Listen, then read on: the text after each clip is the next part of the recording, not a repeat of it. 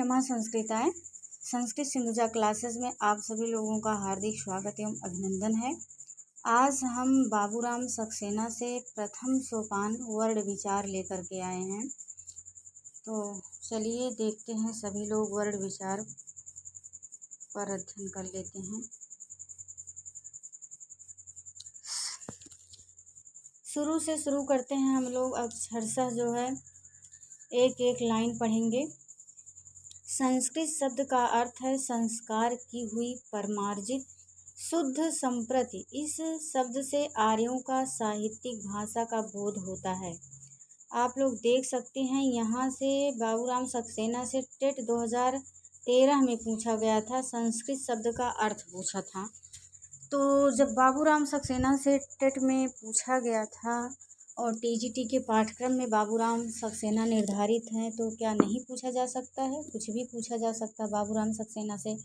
तो संस्कृत शब्द का क्या अर्थ है, सबसे पहले सभी लोग जान लें। संस्कृत शब्द का अर्थ है संस्कार की हुई, परिमार्जित, शुद्ध, संप्रति।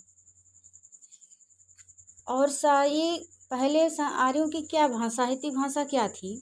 आर्यों की भाषा जो थी वह संस्कृत थी। जो आर्य का मतलब होता है श्रेष्ठ, जो श्रेष्ठ लोग थे वो क्या बोलते थे? संस्कृत बोलते थे। तो आर्यों की क्या भाषा थी? संस्कृत थी। यह भाषा प्राचीन काल में आर्य पंडितों की बोली थी और इसी के द्वारा चिरकाल तक आर्य विद्वानों का परस्पर व्यवहार होता था। यानी कि संस्कृत भाषा में ही जो आर्य पंडित थे, पंडित का मतलब होता है विद्वान, और इस व्यवहार का मतलब इसी में उनकी ये बोलचाल की भाषा थी, इसी में वो अपना बोलते थे, संस्कृत भाषा में ही। जनसाधारण की भाषा का नाम प्राकृत था।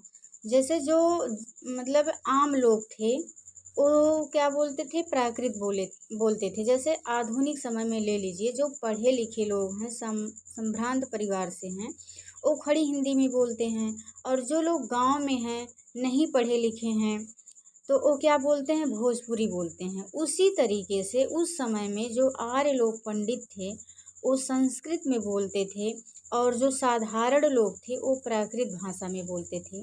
किस भाषा में? प्राकृत भाषा में बोलते थे। संस्कृत भाषा का महत्व विशेषता आज भी है।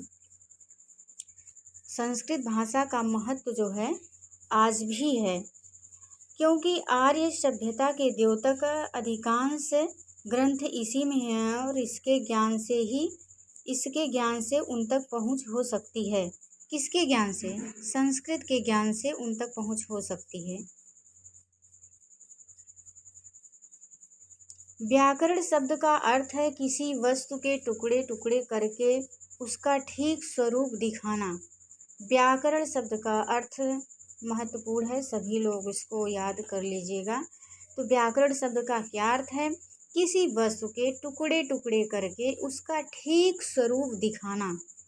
अगर बाबूराम सक्सेना के अनुसार पूछता है, 4 ऑप्शन दे देगा, उसमें दे देगा कि व्याकरण शब्द का अर्थ है, तो उसमें जो ऑप्शन में, जिस ऑप्शन में यही मिलेगा कि किसी वस्तु के टुकड़े टुकड़े करके उसका ठीक स्वरूप दिखाना, वही आपका सही होगा, क्योंकि बाबूराम सक्सेना के अनुसार हम लोगों को उत्तर करना है।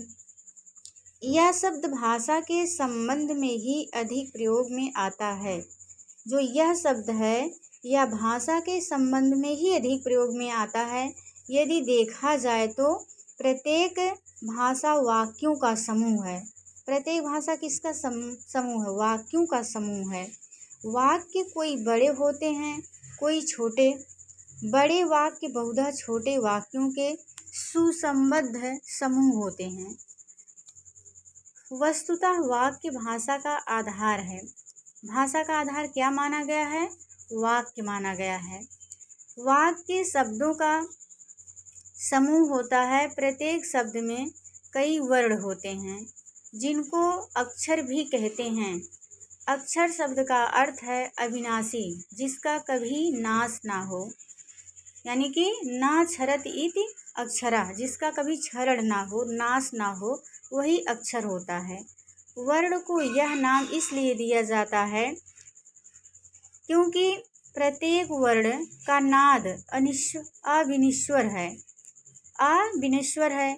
यदि किसी शब्द का उच्चारण करें तो उसके अक्षर उच्चारण काल में नाद कहलवाएंगे और उस दशा में शब्द नादों का समूह होगा।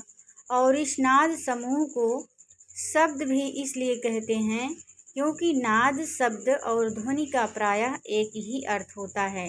नाद का मतलब क्या होता है? नाद का मतलब ध्वनि होता है। अतएव महाभाष्यकार ने कहा कि तस्मात् ध्वनि शब्दः। सृष्टि में इन नादों का भंडार अनंत है। प्रत्येक भाषा एक परिमित संख्या में ही नादों का प्रयोग करती है। उदाहरणार्थ चीनी भाषा में बहुत से ऐसे नाद हैं जो संस्कृत भाषा में नहीं हैं। संस्कृत में कई ऐसे हैं जो फारसी अंग्रेजी में नहीं हैं। संस्कृत भाषा में जिन अक्षरों का उपयोग है वे इस प्रकार हैं। देखिए, आ, ई, उ, री, ली, ये ह्रस्व स्वर हैं। इनको सादे स्वर भी कहते हैं। इसलिए सादे स्वर कहते हैं कि मतलब इनमें मिलावटी नहीं है। ये दो वर्णों से के मेल से नहीं बने हैं, मिलावटी नहीं, इसीलिए इनको सादा स्वर कहेंगे। आ, ई, उ, री, ये दीर्घ स्वर हैं। ये भी सादे हैं, इनमें भी किसी दूसरे वर्ण की मिलावटी नहीं है। ऐ, ऐ, ओ, औ, ये क्या है? दीर्घ हैं। ये मिश्रित वर्ण है, मिश्रित स्वर हैं। क्यों मिश्रित स्वर हैं? जैसे आ और ई मिलकर के ए बनता है, और आ और ए मिलकर के ऐ बनता है। आ और उ मिलकर के ओ बनता है। आ और ओ मिलकर के औ बनता है। तो ये दो वर्णों के मेल से बने हैं, इसलिए यह मिश्र विकृत वर्ण हैं। इनको दीर्घ कहते हैं। जो ये मिश्र वर्ण हैं ये सदैव दीर्घ होते हैं, इनका ह्रस्व नहीं होता है। अगला है, अब इनको इधर जो व्यंजन है इनको किस में बांटा गया है? वर्गों में बांटा गया है। व्यंजन को वर्गों में बांटा गया है। का वर्ग, खा वर्ग, क्षम्यताम, का वर्ग, चा वर्ग, टा वर्ग, ता वर्ग, पा वर्ग। जैसे का वर्ग कह देंगे तो 5 वर्णों का ज्ञान होगा। का, ख, ग, घ, अंगा। इसी को संस्कृत में कु कहते हैं। कु से का वर्ग का बोध हो जाएगा 5 वर्णों का। आप लोग जानते हैं संस्कृत में संक्षेपीकरण का बहुत महत्व है। जैसे सूत्र हैं तो सूत्र संक्षेप में लिखे गए हैं और उनका मतलब विस्तृत अर्थ निकलता है जब उनको तोड़ते हैं, उनका विच्छेद करते हैं। तो इसी प्रकार से कु कह देंगे तो 5 वर्णों का बोध हो जाएगा। इतना लंबा बोलने से जो संस्कृत व्याकरण थे, सोचे कितना लंबा बोलेंगे तो टाइम लगेगा। का कहेंगे क, ख, ग, घ, अंगा। इससे अच्छा कु कह दो, सबका बोध हो जाएगा। चू कह दो, चा छ ज झ ञ, सबका बोध हो जाएगा। टू कह दो, ट ठ ड ढ ड़, यानी कि टू कहने से सबका बोध हो जाएगा। उसी तरीके से टू कहने से ता वर्ग का बोध हो जाएगा। पू कहने से पा वर्ग का बोध हो जाएगा। अंतस्थ वर्णों की संख्या 4 है। कौन कौन सी है? या, व, र, ला है। अब यहाँ जो बाबूराम सक्सेना दिए हैं समझने के लिए, हिंदी के आधार पे दिए हैं, हिंदी वर्णमाला के आधार पर। जो ये संस्कृत में क्रम गलत होगा। संस्कृत में होगा या, व, रा, ला। अब क्यों होगा? अब आप लोग यड़ संधि पढ़ते होंगे, देखते होंगे। ई का स्थान यड़ स्यात्, इक में आता है ई, उ, री, ली, यही आता है इक में। तो ई के स्थान पर क्या होता है? ई के स्थान पर क्या होता है? या होता है। उ के स्थान पर वा होता है। री के स्थान पर क्या होता है? रा होता है। और री के स्थान पर क्या होता है? ला होता है। तो अगर उस हम बाबूराम सक्सेना के अनुसार संस्कृत में करेंगे या रा ला वा करेंगे तो संधि कैसे बनेगा? सोचिए, ई उ री ली इसका क्रम है ना। जब या वा करेंगे तो देखिए, या वा करेंगे तो या ई के स्थान पर या, उ के स्थान पर वा, और री के स्थान पर रा, ली के स्थान पर ला। आप लोग इसका ट्रिक जान लीजिए। जैसे जो हिंदी वाले, अब नहीं समझ में आएगा कि संस्कृत में क्या क्रम है, हिंदी में क्या क्रम है, तो हिंदी वाले जो होते हैं विद्यार्थी, वो यार यार करके ज़्यादा बोलते हैं। वो यार यार शब्द का प्रयोग ज़्यादा करते हैं। और जो संस्कृत वाले होते हैं वो मतलब संस्कृतनिष्ठ होते हैं, संस्कारित होते हैं, तो यार शब्द का प्रयोग कम करते हैं। तो संस्कृत में होगा या व रा ला होगा। आप लोग देखते हैं संस्कृत वाले बोलते हैं, मतलब वो उनका बोल चाल से पता चल जाता है कि वो संस्कृत पढ़ते हैं। जैसे अब किसी को कहना हुआ गुरु भाई, ऐसे मतलब कुछ भी यार वार कम कहते हैं, वो गुरु भाई, भाई, बड़े भाई। तो ये संस्कृत के मतलब संस्कार में यार कहना नहीं है। तो हिंदी में है तो हिंदी में समझ लीजिए या रा ला वा।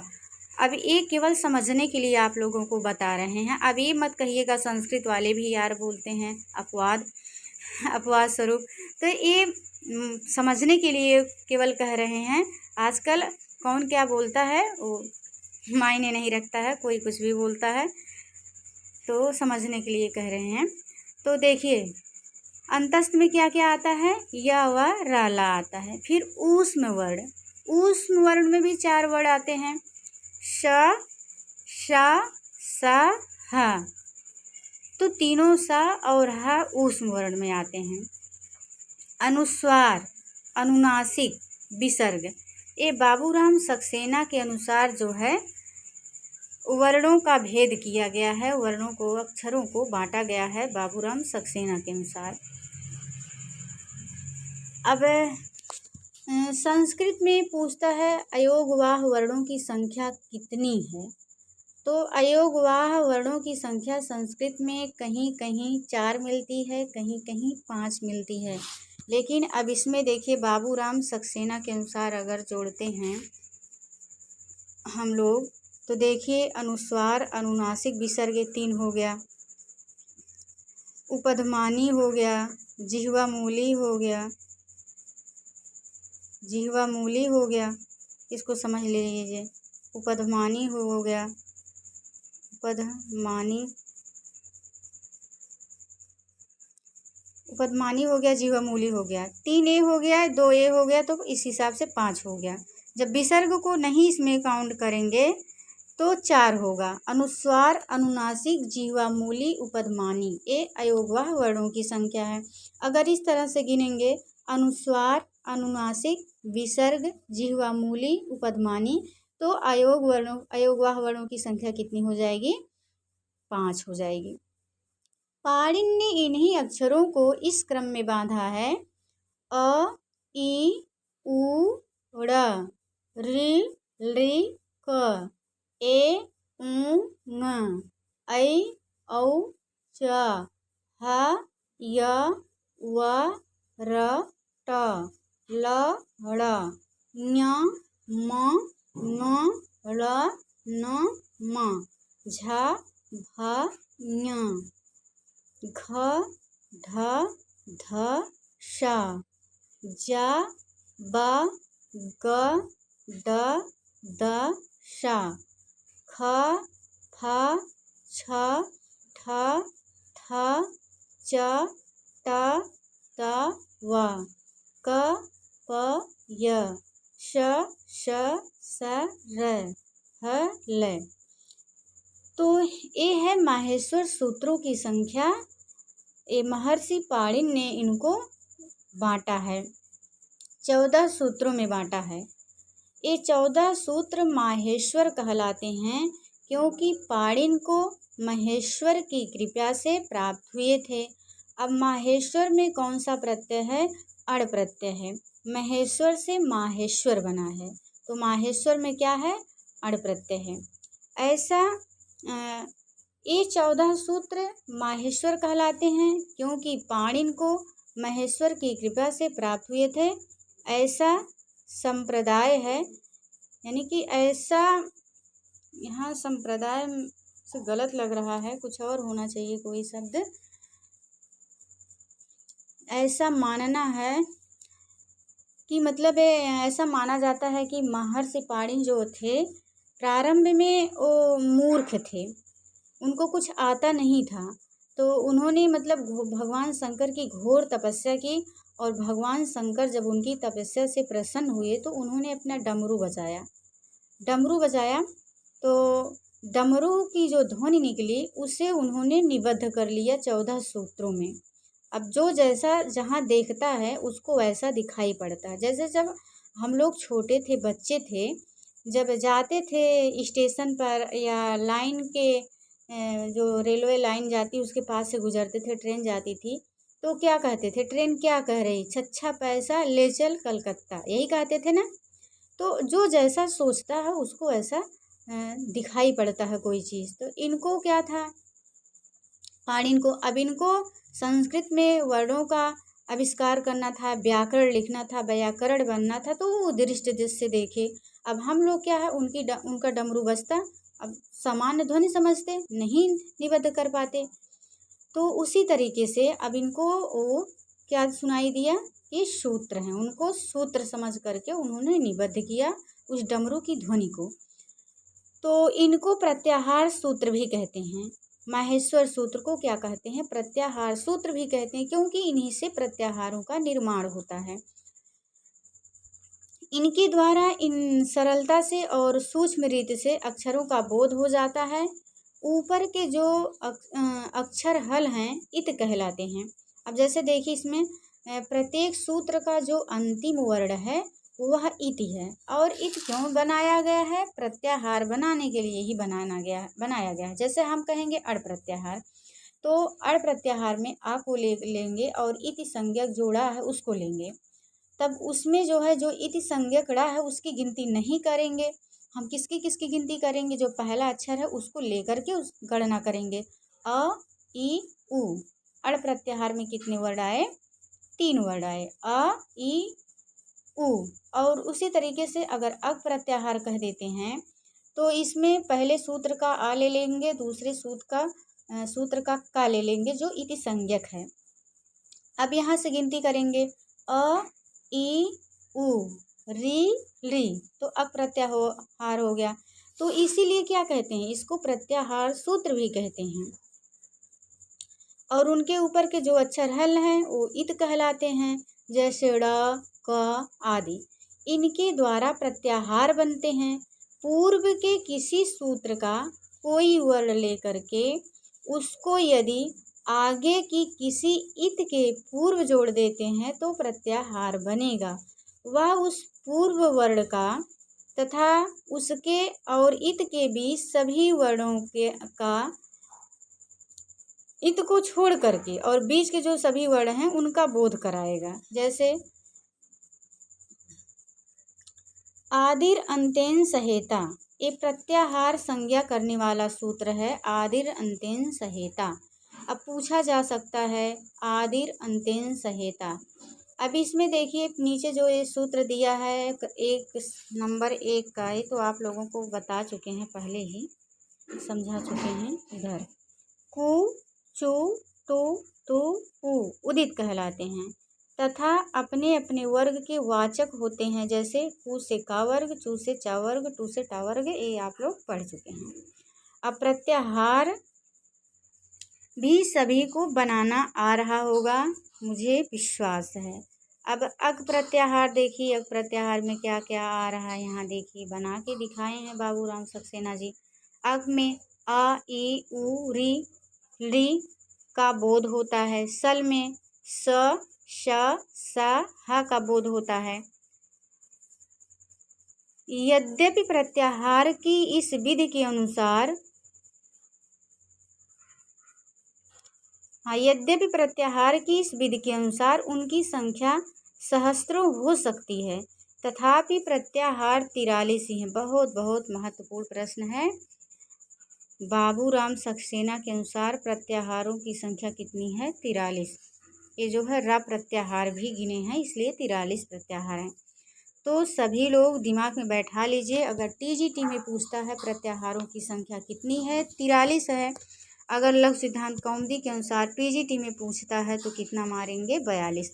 अब सभी लोग देख सकते हैं, प्रमाण देख सकते हैं कि बाबूराम सक्सेना में क्या दिया है, प्रत्याहारों की संख्या 43 दिया है। इसका कारण यह है कि मुनित्रय पाणिनि, कात्यायन और पतंजलि को व्याकरण शास्त्र की प्रक्रिया में जितने प्रत्याहारों की आवश्यकता पड़ी और फलतः जितने का उन्होंने उपदेश किया उतने ही प्रत्याहार प्रयोग में आए। आवश्यकता पड़ने पर उनकी संख्या बढ़ भी सकती थी। मिश्र विकृत दीर्घ किन्हीं दो भिन्न स्वरों के मिश्रण विशेष से बनता है।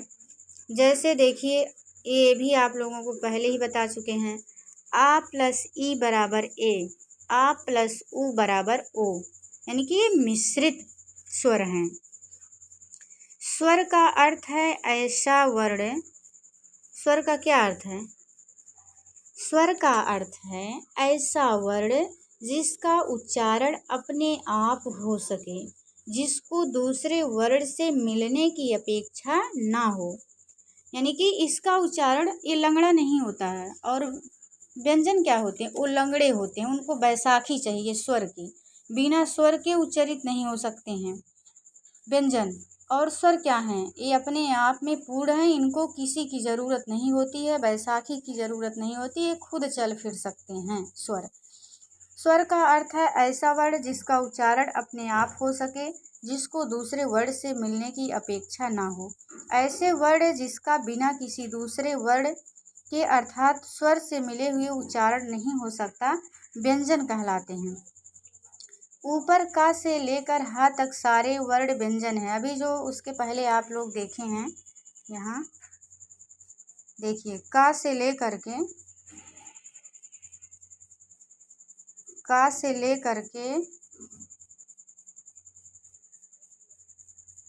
एक मिनट, हाँ, यहाँ देखिए, का से लेकर के हा तक ये क्या है,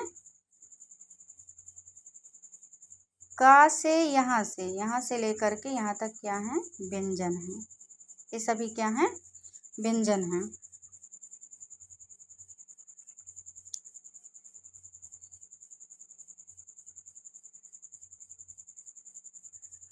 अब देखिए इधर, का में आ मिला है, इसका शुद्ध रूप केवल का होगा। जैसे जब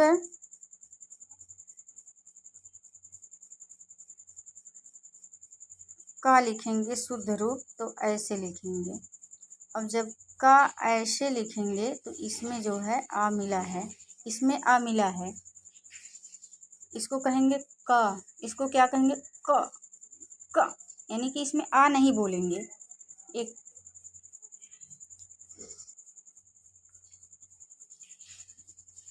स्वरों का दूसरा नाम अच भी है, क्योंकि पाणिनि के क्रमानुसार स्वरवाची प्रत्याहार सूत्र सब इसके अंतर्गत आ जाते हैं।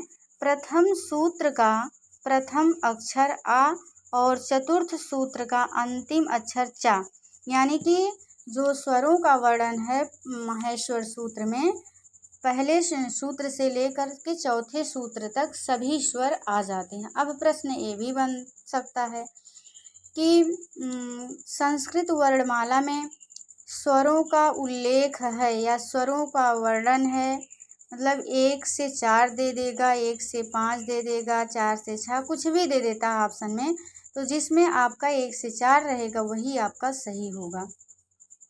इसी प्रकार व्यंजन का दूसरा नाम हल भी है, क्योंकि व्यंजनवाची प्रत्याहार सूत्र सब 5 से 14 तक इसके अंतर्गत आ जाते हैं। इन हलो व्यंजनों के स्वर विहीन शुद्ध रूप को प्रकट करने के लिए इनके नीचे तिरछी रेखा यानी कि हलंत लगा देते हैं, जिसे हल चिन्ह कहते हैं। उदितों के पंचम वर्ण अर्थात ङ, ञ, ड़, न, म को भी अनुनासिक कहते हैं, क्योंकि इनका उच्चारण मुख और नासिका दोनों से होता है। ह्रस्व, हाँ, मतलब स्वर जो होते हैं कितने प्रकार के होते हैं, ह्रस्व, दीर्घ, प्लुत। स्वर कितने प्रकार के होते हैं? 3 प्रकार के। स्वर 3 प्रकार के होते हैं, ह्रस्व दीर्घ। अब ह्रस्व दीर्घ में सादे और मिश्र होते हैं, प्लुत भी होता है। अभी सादे मिश्र आप लोगों को बताए हैं, जैसे अ ई उ री री, ये क्या हैं? ये सादे हैं। ऐ ओ ऐ ए ऐ ओ औ क्या है? ये मिश्र हैं, क्योंकि 2 वर्णों से मिलकर के बने हैं। मुख, नासिका, वचनों, अनुनासिका, ये जो है अनुनासिक संज्ञा करने वाला सूत्र है। ये अनुनासिक संज्ञा करेगा, और ये क्या करेगा? स्वरों की संज्ञा करने वाला सूत्र है। उ कालो ह्रस्व दीर्घ पुलुता, यानी कि जो स्वर होते हैं उनके 3 भेद होते हैं, ह्रस्व दीर्घ प्लुत। यहाँ उ काल, उ से मतलब हो गया, उ का जो तीनों प्रकार है संपूर्ण स्वरों का बोध हो गया। उ काल का मतलब समय होता, उच्चारण में समय लगता है। तो उसके दृष्टि से स्वर कितने प्रकार के होते हैं? 3 प्रकार के होते हैं, ह्रस्व दीर्घ प्लुत।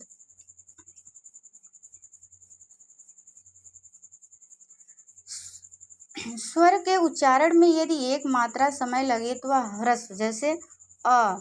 यदि 2 मात्रा समय लगे तो दीर्घ, जैसे आ। मिश्र विकृत स्वर दीर्घ होते हैं, और यदि 3 मात्रा समय लगे तो प्लुत कहलाता, जैसे आ। इस अंतिम प्रकार के स्वर का प्रयोग प्रायः पुकारने में होता, जैसे राम। जैसे गाँवों में देखते हैं आप लोग, या अपने अपने ऊपर ही अपनी बात याद कर लीजिए। जब सभी लोग छोटे थे तो जैसे जब सबकी माता जी बुलाती थी, मम्मी बुलाती थी, सबकी कैसे बुलाती थी? जैसे अब किसी का नाम मान लीजिए गुड्डू हो गांव में, तो कैसे कहती? गुडुआ रे, ऐसे बुलाती थी ना। तो क्या था? वो प्लुत में बोलती थी। वो क्या था? प्लुत था। तो जब कोई किसी को बुलाता है, कोई दूर है, तो देर तक मतलब वो आवाज़ करता है, तो क्या होता? प्लुत होता है। उच्चारण के अनुसार ही उन्हीं स्वरों के 3 भेद हैं, उदात्त, अनुदात्त और स्वरित। अब उन स्वरों के कितने भेद हैं? 3 हैं, उदात्त, अनुदात्त और स्वरित। अब उदात्त देखिए, उच्चई उदात्त है, नीचई अनुदात्त। यहाँ आ जाइए, नीचे देख लीजिए।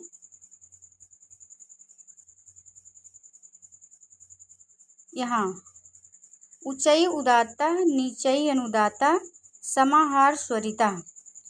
उच्चारण स्थान के उच्च अंश से उच्चरित स्वर को उदात्त कहते हैं, जो नीचे से उच्चरित होता है उसको अनुदात्त कहते हैं, और जो दोनों से उच्चरित होता है उसको स्वरित कहते हैं। कादयो मावसाना स्पर्शा, यानी कि का से माँ तक के सभी वर्ण क्या हैं? स्पर्श हैं। या राला व अंतस्था, यानी कि या व राला क्या है? अंतस्थ है। श श स ह ऊष्माणा, यानी कि ऊष्म है। यहाँ देखिए, एकमात्रो भवेद् ह्रस्वो द्विमात्रो दीर्घ उच्यते, त्रिमात्रस्तु प्लुतो गेयो व्यंजनम चार्धमात्रकम, यानी कि 1 मात्रा होगा तो क्या होगा? ह्रस्व स्वर होगा, द्विमात्रा होगा तो दीर्घ होगा, त्रिमात्रा होगा तो प्लुत स्वर होगा। सभी स्वर फिर 2 प्रकार के होते हैं, एक अनुनासिक, जिनमें नासिका से भी उच्चारण में कुछ सहायता ली जाती है, जैसे आं, आं, ऐं, ऐं आदि। और दूसरे अनुनासिक अर्थात सादे, यथा अ, आ, ए, ऐ आदि। व्यंजनों के भी कई भेद हैं। का से लेकर के माँ तक के व्यंजन स्पर्श कहलाते हैं। इनमें का वर्ग आदि 5 वर्ग हैं। 5 वर्गों में बांटा गया स्पर्श वर्णों को, सभी को पता है। यह अलावा क्या है? अंतस्थ हैं, अर्थात स्वर और व्यंजन के बीच के हैं। श, स, ह ये क्या है? ऊष्म है, अर्थात इनके उच्चारण करने के लिए भीतर से जरा अधिक जोर से श्वास लेना पड़ता है। विसर्ग को वस्तुतः एक छोटा ह समझना चाहिए। यह सदा किसी स्वर के अंत में आता है। यह स अथवा र का एक रूपांतर मात्र है। किंतु उच्चारण की विशेषता के कारण इसका व्यक्तित्व अलग है। यह जिस स्वर के पश्चात जुड़ा होगा उसी के उच्चारण स्थान से उच्चरित होगा। यहाँ जुटा लिखा है, आप लोग जुड़ा समझिएगा। क और ख के पूर्व कभी कभी एक अर्ध विसर्ग का उच्चारण के प्रयोग में आता है। यहाँ आप लोग देख सकते हैं, ऐसे लगा रहता है। ये क्या है? जीवामूली। जब क और ख के आगे जुड़ेगा और जब ऐसे का खा के आगे जुड़ेगा तो क्या है? जीवामूली। जब ऐसे पा फा के आगे जुड़ेगा तो पदमानी है। एक का और खा के आगे जुड़ेगा तो क्या है? जीवामूली है। और पा फा के आगे जुड़ेगा तो पदमानी है। उसे इस चिन्ह द्वारा व्यक्त करते हैं और उसकी संज्ञा जीवामूली बताते हैं। यानी कि इसका उच्चारण स्थान कहाँ से होता है? जीवा के मूल से होता है। इसी प्रकार प फ के पूर्व वाले विसर्ग को उपधमानी चिन्ह से व्यक्त करते हैं। जब प फ के आगे लगाते हैं तो उसको उपधमानी कहते हैं।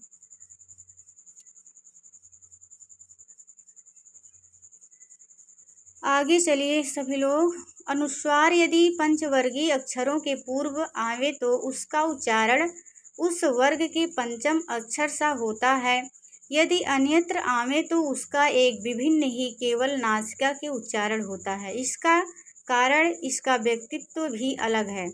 अनुस्वार यदि पंचवर्गीय अक्षरों के पूर्व आवे तो उसका उच्चारण उस वर्ग के पंचम अक्षर सा होता है।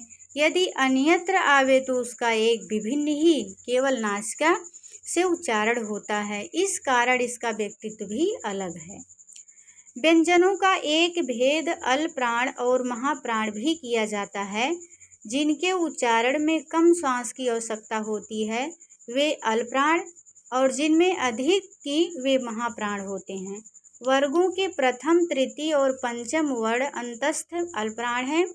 शेष अर्थात वर्गों के द्वितीय और चतुर्थ तथा ऊष्म महाप्राण है। अब अल्पप्राण किसे कहेंगे? वर्गों के प्रथम, तृतीय, पंचम यानी कि 135 धन यण 135 धन यण ये क्या है? अल्पप्राण है। और 24 धन सल ये क्या है? महाप्राण है। ये महाप्राण है और ये क्या है? अल्प प्राण है। आया समझ में? 135 धन यड़ अल्पप्राण और 24 धन सल महाप्राण।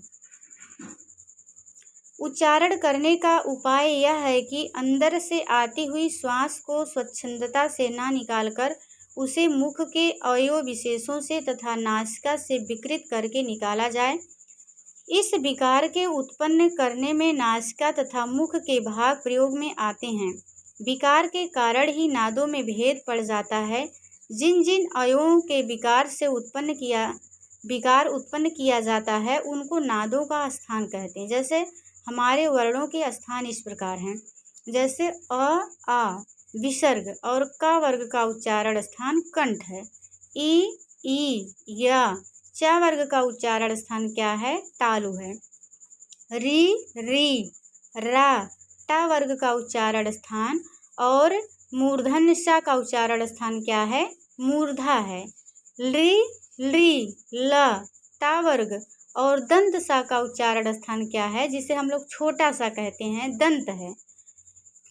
उ उपधमानी पा वर्ग का उच्चारण स्थान क्या है? ओष्ठ है। वर्गाणाम प्रथम, तृतीय, पंचमा यड़स्य अल्पप्राणा वर्गाणाम द्वितीय, चतुर्थो सलस्य महाप्राणा। अब उच्चारण स्थान देख लीजिए। अकु विसर्जनीया नाम कंठा, इचु यसा नाम तालु, ऋटुषाणाम मूर्धा, ऋतुलसानाम दंता, उपधमानीया नाम ओष्ठो, ञ म ङ न नाम नासिका चा, ए दयतो कंठतालु, ओ दवतोः कंठोष्ठम, वकारस्य दंतोष्ठम, जिह्वा मूलीयस्य जिह्वा मूलम, नासिका अनुस्वारस्य। अब जैसे देखिए, ये तो पहले बताएं अकु। अकु यानी कि आ और विसर्ग का वर्ग का उच्चारण स्थान क्या है। इसमें अकु से आ और विसर्ग ह का वर्ग का उच्चारण स्थान कंठ, ई चा और तालव्य सा चा वर्ग का उच्चारण स्थान क्या होगा, तालु, जिससे सब लोग खष्टी सा बोलते हैं आप लोग। जिसका सिर्फ पा की तरह रहता, पेट फारा रहता है, उसे क्या कहते हैं, षष्ठकोण वाला सा, उसका उच्चारण स्थान क्या होगा, मूर्धा। ला और ता वर्ग का उच्चारण स्थान दंत होगा। उपधमानी, उपधमानी भी पहले बता चुके हैं कि पा और फा के आगे जब एक होठ की तरह चिन्ह बना रहता है तो उपधमानी होता है। ओ और पा वर्ग का उच्चारण स्थान ओष्ठ होगा। और जितने अनुनासिक वर्ण हैं, पंचम वर्ण हैं वर्गों के, उनका नासिका होगा। ए दयतो कंठतालु, ए दयतो कंठतालु क्यों कहते हैं, देखिए ए दो वर्णों से के मेल से बना है, आ और ई। आ का उच्चारण स्थान कंठ है और ईचु ऐसा नाम तालु, ई का उच्चारण स्थान तालु है, इसलिए अदयतो का क्या है, कंठ और तालु दोनों है। उसी तरीके से ओ दवतो कंठोष्ठम, आ ओ कैसे बना है, आ और उ से मिला है, मिलकर बना है ओ, तो आ का उच्चारण स्थान कंठ है और उ का उच्चारण स्थान ओठ है, तो क्या हो जाएगा, कंठोष्ठम हो जाएगा। वकारस्य दंतोष्ठम, वा जो है उसका दंतोष्ठ है। जिह्वा मूली जिह्वा मूलम, नासिका अनुस्वारस, और जो जिह्वा मूली होता है, जब का और खा के आगे उपधमानी जो अर्ध विसर्ग का चिन्ह लगाया जाता है वो जिह्वा मूली होता है और उनका उच्चारण स्थान जिह्वा के मूल से होता है। ञ म ङ ड़ न, इनके उच्चारण में नासिका की सहायता आवश्यक है। इस प्रकार ञ के उच्चारण स्थान तालु और नासिका दोनों हैं। ङ के कंठ नासिका इत्यादि। ए और ऐ यहाँ जो है मिसप्रिंट हुआ है, सभी लोग बना लेंगे, ए और ऐ होना चाहिए, ए और ऐ। बाबूराम सक्सेना में मिसप्रिंट हो गया है, ए और ऐ है। ए और ऐ कंठ और तालु होगा। ओ और औ का कंठोष्ठ होगा। वा का दांत और ओठ। जिह्वा मूली की जिह्वा की जड़। नास अनुस्वार का नासिका होगा। इन वर्णों के उच्चारण में दो प्रकार का प्रयत्न होता है, एक उनके स्फुट उच्चारित होने के पूर्व और दूसरा उच्चारण क्रिया के पश्चात। अतः पहले को अभ्यांतर और दूसरे को बाह्य प्रयत्न कहते हैं। अभ्यांतर प्रयत्न 5 प्रकार के होते हैं।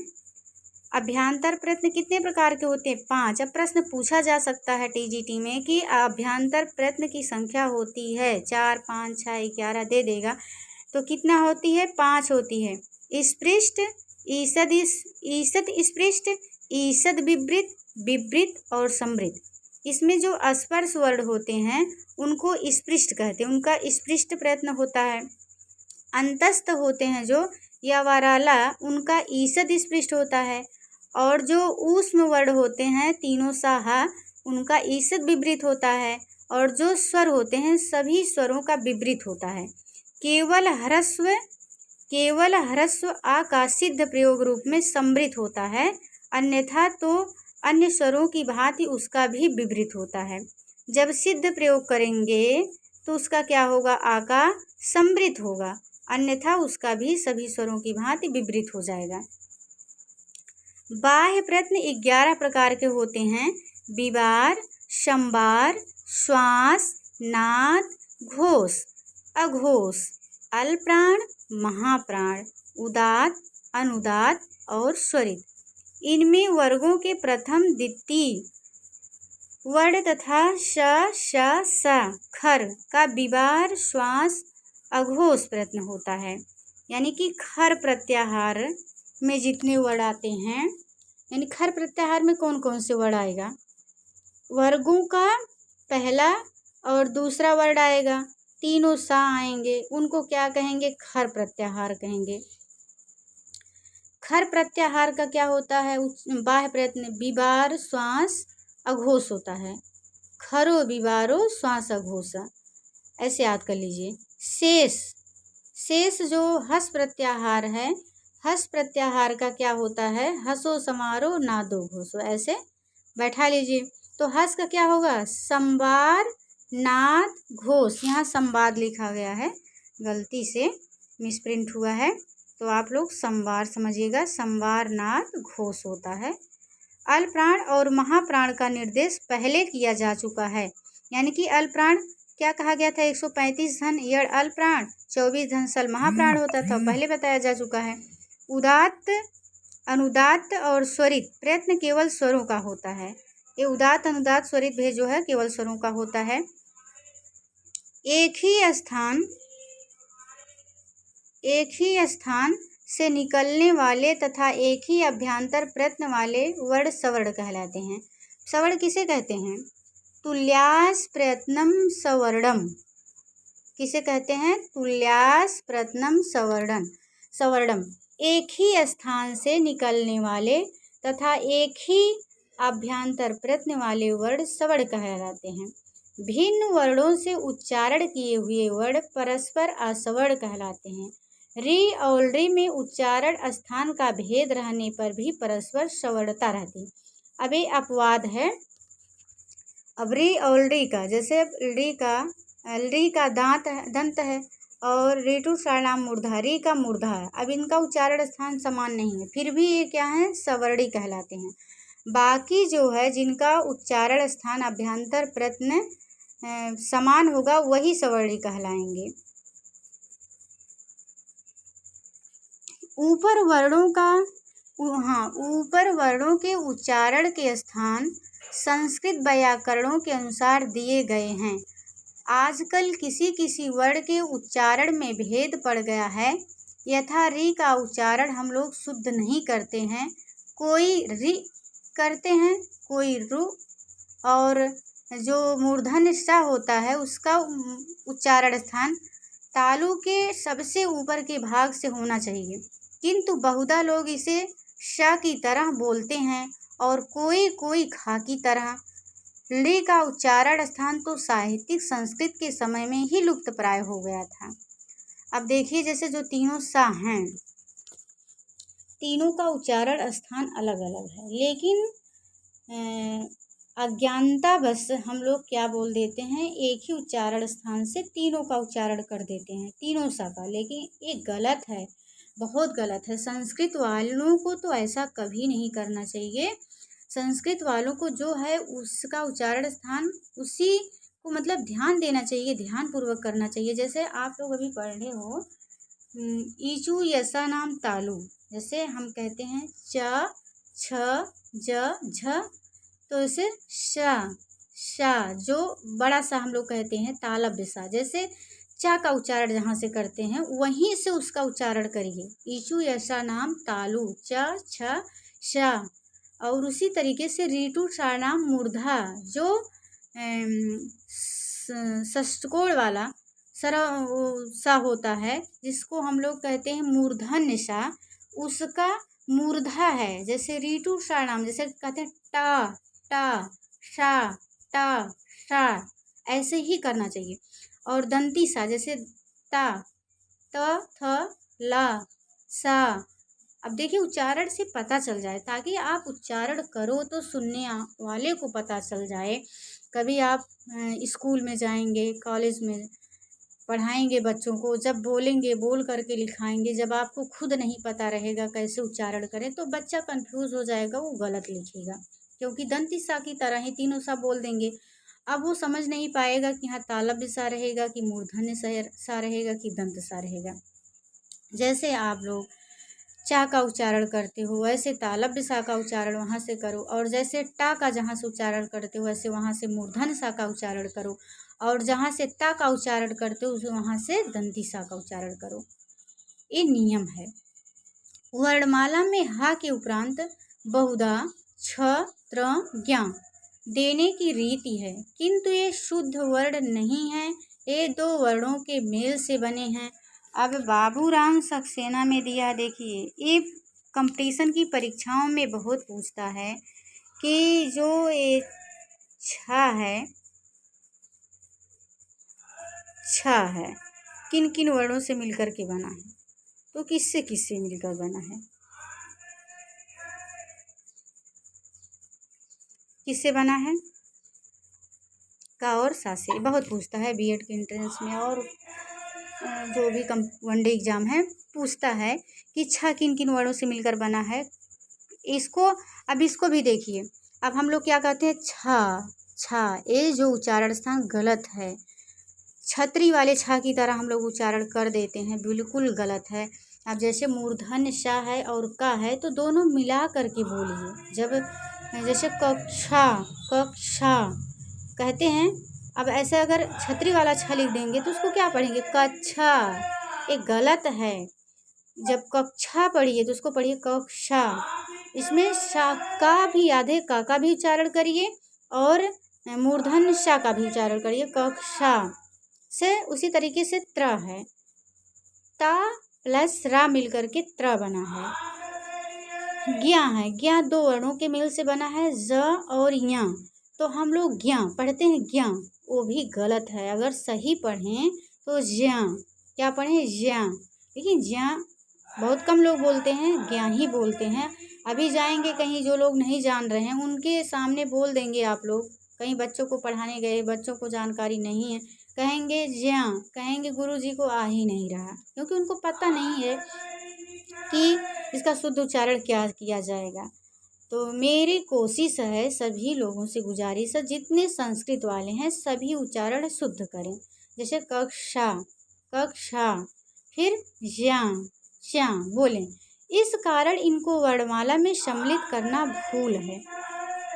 बाबूराम सक्सेना के अनुसार ये कहते हैं ये शुद्ध वर्ण नहीं है, ये दो वर्णों के मेल से बने हैं, इसलिए इनको वर्णमाला में शामिल करना भूल है। अब इधर देखिए, यहाँ हस प्रत्याहार में हा यड़ वर्गों का पांचवा, चौथा, तीसरा वर्ण होता है हस प्रत्याहार, और इसका बाह्य प्रयत्न होता है संबार, नाद, घोष। हसो समारोह नादो घोषा। खर में वर्गों का दूसरा और पहला वर्ण तीनों सा, इसका क्या होता है विवार, श्वास, अघोष। और सिद्धावस्था या प्रयोगावस्था में जो आ होता है उसका समृद्ध होता है, और साधनावस्था या प्रक्रियावस्था में जो आ होता है उसका क्या होता है, विपरीत होता है। सिद्धावस्था या प्रयोग अवस्था में इसका समृद्ध होगा, साधना अवस्था या प्रक्रिया अवस्था में विपरीत होगा। तो आज के लिए बस इतना ही, मिलते हैं किसी दूसरे वीडियो में। सभी का वीडियो देखने के लिए बहुत बहुत आभार। और जो लोग चैनल को पहली बार विजिट कर रहे हैं, कृपया वो चैनल को सब्सक्राइब करें, वीडियो को लाइक करें, शेयर करें। और इसी जून के अंतिम सप्ताह तक लक्ष्य है 500 सब्सक्राइबर पूरा करने का। और सभी को बहुत बहुत शुक्रिया, तहे दिल से बहुत बहुत धन्यवाद आप लोगों को। आप लोगों के सहयोग से अपनी यूट्यूब फैमिली 300 पहुंच गई है। ये बहुत हर्ष का विषय है, खुशी की बात है। सभी को बहुत बहुत धन्यवाद। तो मिलते हैं किसी दूसरे वीडियो में। नमः संस्कृताय। जय हिंद, जय भारत, वंदे मातरम।